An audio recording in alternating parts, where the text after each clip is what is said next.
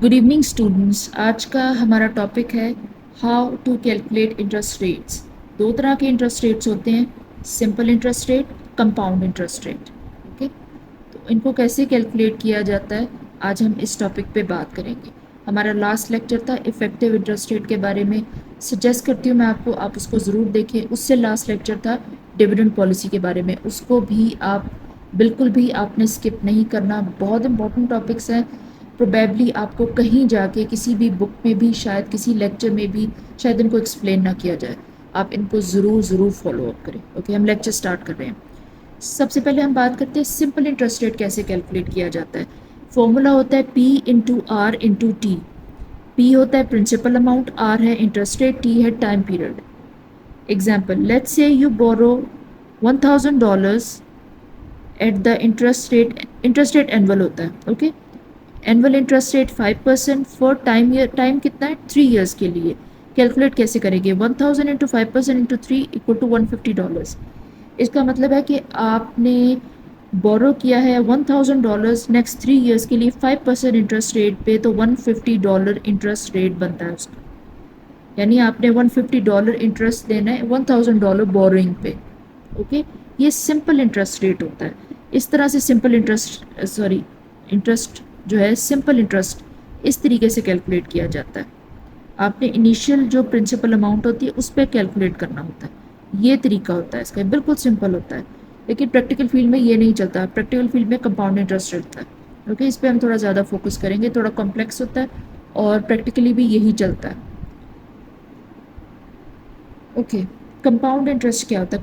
Calculate सबसे पहले हम इसको कैसे करते हैं? कैलकुलेट ऐसे करते हैं, A is equal to P. P यानी principal amount, 1 plus R divided by N. R यानी इंटरेस्ट रेट, एन यानी नंबर ऑफ कंपाउंडिंग, कितनी दफ़ा कंपाउंडिंग की, टाइम्स ऑफ कंपाउंडिंग, कितनी दफ़ा कंपाउंडिंग की गई है एक साल में। ओके, उसको एन कहते हैं। एन, फिर दोबारा से यही एन आएगा, कितनी दफ़ा कंपाउंडिंग की भी, नंबर ऑफ कंपाउंडिंग। टी यानी टाइम पीरियड, कितने टाइम के लिए आपने इन्वेस्टमेंट की थी। ओके, तो इसको ऐसे कहते हैं, compound interest rate takes into account interest earned on both initial principal and the cumulated interest from previous periods. Sorry, okay, अब हम इसको देख भी लेते हैं कैसे होता है, फिर आपको ज़्यादा सही से समझ में आ जाएगा। एग्जाम्पल ये है, सपोज यू इन्वेस्टेड $1000, कितने इंटरेस्ट रेट पे? 5%, 3 ईयर्स के लिए। टाइम पीरियड हमारे पास कितना है? 3 साल के लिए इन्वेस्ट किया। एनुअल इंटरेस्ट रेट है 5%। $1000 आपकी प्रिंसिपल अमाउंट है। और कंपाउंडिंग आपने कैसे करनी है? कंपाउंडिंग करनी है क्वार्टरली, यानी 4 टाइम्स। क्वार्टर यानी 3 मंथ्स, और एक साल में 4 क्वार्टर्स होते हैं। 3 into 4 is equal to 12 months. 4 times, 4 times पर ईयर कंपाउंडिंग होनी है। ये हमने फॉर्मूला लगाया है। ओके, ये सारा फॉर्मूला लग गया है, तो 1157 मतलब $1157 बनते हैं तकरीबन। इसका मतलब है कि 3 ईयर्स के बाद आपकी जो आपकी जो अमाउंट एक्यूमुलेट होगी, इट वुड बी अप्रॉक्सीमेटली 1157। ये चीज़ होती है। इस तरीके से जो है वो कंपाउंड इंटरेस्ट रेट कैलकुलेट किया जाता है।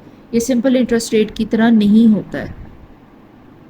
Just look at the difference, कि एक है 150, एक है 1157, इतना फ़र्क होता है।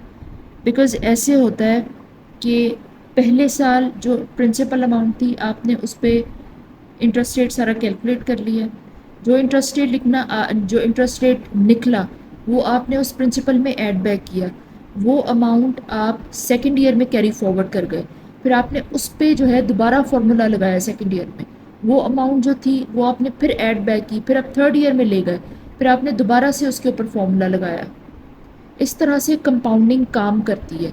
इस वजह से जो है आपकी जो अमाउंट होती है वो इतनी इंक्रीज कर जाती है। ये चीज़ होती है। Okay, I am really sorry, मतलब इतनी इंक्रीज कर जाती है, आपकी अमाउंट बनी 1157। इस तरह से होता है। इस तरह से जो है आपकी कंपाउंडिंग वर्क करती है। मतलब कहाँ पे $150, कहाँ पे $1150। Big difference.